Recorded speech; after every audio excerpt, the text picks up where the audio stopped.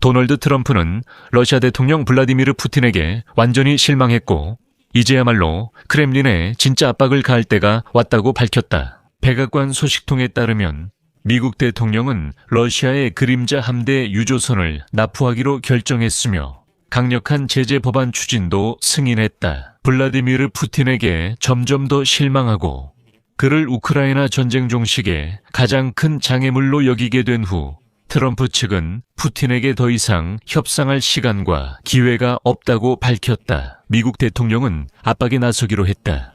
동시에 트럼프는 미국이 미래 우크라이나 방위체계에 참여하는 것에 반대하지 않으며 심지어 안전 보장을 위해 군대를 파견하는 것도 허용할 수 있다고 밝혔다. 프랑스 대통령 에마뉘엘 마크롱은 오늘 정부, 군 지휘부, 그리고 의회 대표들과 비공개 회의를 열어 전쟁이 끝난 후 프랑스군을 우크라이나에 파병하는 문제를 논의했다. 이와 동시에 우크라이나 대통령 볼로디미르 젤렌스키와 미국 대통령 도널드 트럼프가 1월 19일부터 23일까지 열리는 다보스 세계경제포럼에서 8천억 달러 규모의 우크라이나 번영 및 전후 재건 협정에 서명할 계획이라는 소식이 전해졌다. 그리고 젤렌스키 본인은 크렘린의 평화 계획에 대한 답변을 1월 말까지 기다리고 있다고 밝혔다. 저는 알렉세이 페치이라고 합니다. 함께 이 주제에 대해 이야기하고 깊이 들어가 보겠습니다.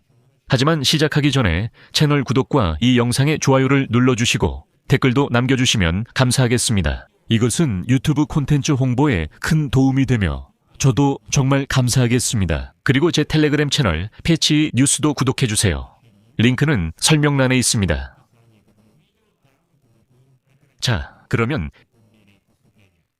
더 텔레그래프는 미국 대통령 도널드 트럼프가 러시아 그림자 유조선 함대 유조선을 압류하기로 했다고 보도했습니다. 또한 미국 의회에서 강력한 제재 법안의 추진을 승인했습니다. 그는 러시아 독재자 블라디미르 푸틴에게 점점 더 실망하게 되었고 푸틴을 우크라이나 전쟁 종식의 가장 큰 장애물로 인식하게 되었습니다.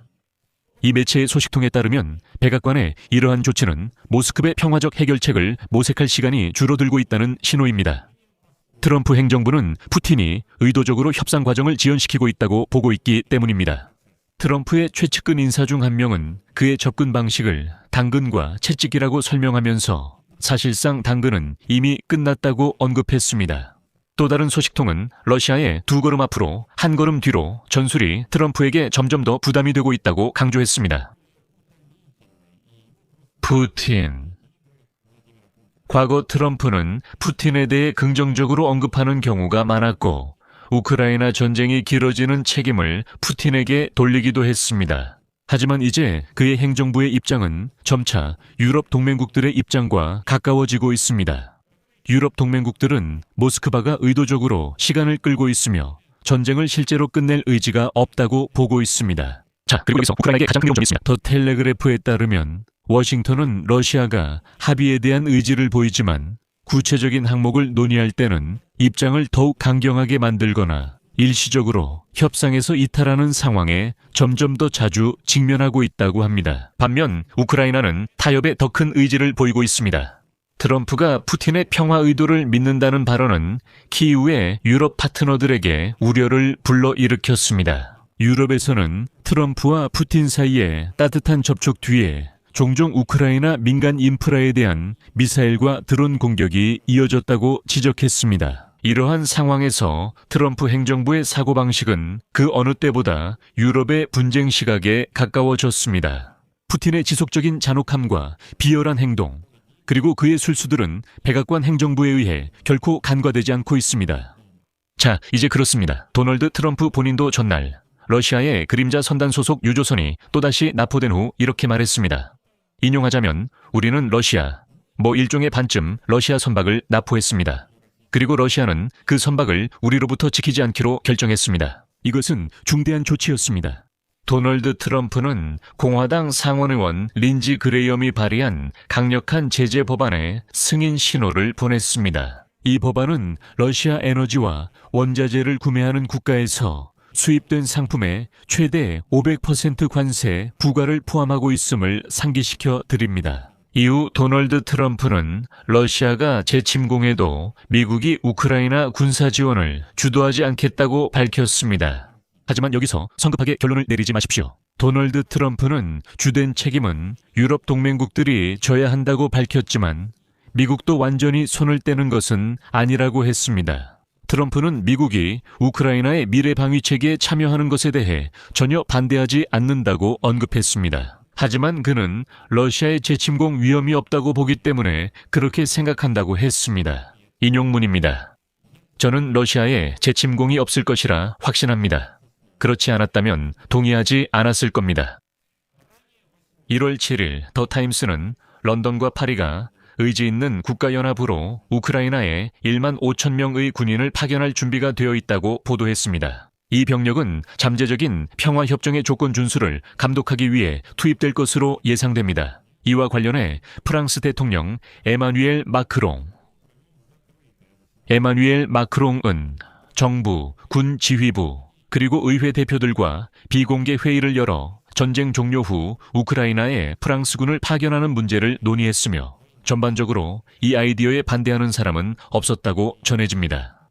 참석자 중에는 총리 세바스티엥 르카르뉴, 국방장관 카트린 우오트네르, 합참의장 파비엥 몽동 장군, 그리고 국회와 상원 지도부가 있었습니다. 그리고 여기서 흥미로운 점은 논의 과정에서 일부 참석자들이 의지가 있는 국가들의 연합을 나토의 대안으로 고려했다는 것입니다. 이 연합은 우크라이나만을 위한 것이 아닙니다. 1월에 더 타임스 신문은 러시아인들이 침공하지 않을 것이라고 보도했습니다. 즉, 러시아인들이 우크라이나를 침공하지 않을 것이라고 예상된다는 내용이었습니다. 전쟁이 또다시 일어나고 있습니다. 제가 상기시켜드리자면 프랑스는 한때 나토에서 탈퇴했고 핵무기를 보유한 뒤 다시 돌아왔습니다. 이건 또 다른 주제입니다. 한 가지 소식도 더 전하겠습니다. 우크라이나 대통령 블라디미르 젤렌스키와 미국 대통령 도널드 트럼프가 약 8천억 달러 규모의 우크라이나 번영 및 전후 재건 협정에 서명할 수 있습니다. 1월 19일부터 23일까지 열리는 다보스 세계경제포럼 기간 동안입니다. 이 소식은 더 텔레그래프가 전했습니다. 그리고 이 매체에 따르면 블라디미르 젤렌스키는 원래 다음 주에 백악관을 방문해 경제 계획과 전후 안보 보장 협정에 대한 논의를 마무리할 것으로 기대하고 있었습니다. 하지만 우크라이나의 유럽 동맹국들로 구성된 의지 있는 연합은 젤렌스키에게 워싱턴 방문을 만류했고 세계 경제 포럼에서 트럼프와 만남을 갖자고 제안했습니다. 더 텔레그래프 소식통에 따르면 유럽 연합 관리들은 젤렌스키에게 미국 대통령과 직접 대화를 서두르지 말라고 했습니다. 브뤼셀에서는 현 단계에서 트럼프가 전반적으로 유럽 동맹국들이 키이우에 유리한 조건으로 전쟁을 끝내려는 노력을 지지한다고 보고 있습니다.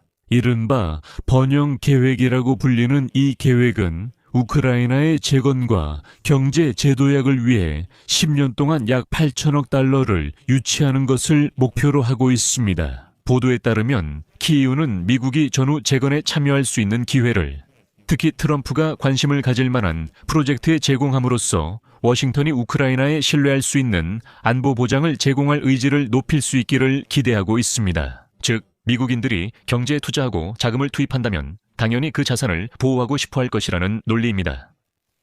잠재적 거래의 핵심은 미국 투자자들에게 우크라이나의 향후 광산 개발 프로젝트에 우선적으로 접근할 수 있는 권리를 제공하는 광물 관련 협정입니다. 그리고 트럼프 특사 스티븐 비트코프는 이 협정을 핵심 요소라고 언급했습니다. 이런 상황에서 볼로디미르 젤렌스키는 워싱턴과 무관세 자유무역협정 체결 가능성을 논의하고 있다고 밝혔으며 이 협정이 우크라이나의 대규모 경제 재건 계획의 일부가 될 수 있다고 말했습니다. 그는 제안된 모델이 미국과의 무역에서 관세를 철폐하는 것을 포함하며 일부 산업발전 지역에도 적용될 수 있다고 언급했습니다. 또한 젤렌스키는 키예프가 워싱턴이 제안한 잠재적인 휴전 이후 경계선 인근에 지역 자유경제구역을 조성하는 방안을 검토하고 있다고 밝혔습니다. 젤렌스키는 이 방안을 복잡하지만 공정한 형태라고 평가했으며 그의 말에 따르면 이는 타협적인 해결책이 될 수 있고 도네츠크 일부 지역에서 정상적인 삶을 회복하는 데 도움이 될 수 있다고 했습니다. 하지만 이것은 아직 구체적으로 논의되어야 할 별도의 문제입니다. 여기서 말을 줄이겠습니다. 여러분의 의견과 생각을 이 영상 아래 댓글로 남겨주시고 채널 구독과 알림 설정 그리고 좋아요도 잊지 말아주세요. 이번 영상이 여러분께 흥미롭고 유익했다면 아래 링크와 정보를 통해 후원이나 유료 구독으로 이 유튜브 채널의 활동을 금전적으로 지원하실 수 있습니다. 이 영상 설명란에 알렉세이 패치 채널을 후원하기라고 적혀 있습니다. 여러분께 편한 방식을 선택하시면 됩니다. 여러분의 모든 지원에 감사드립니다.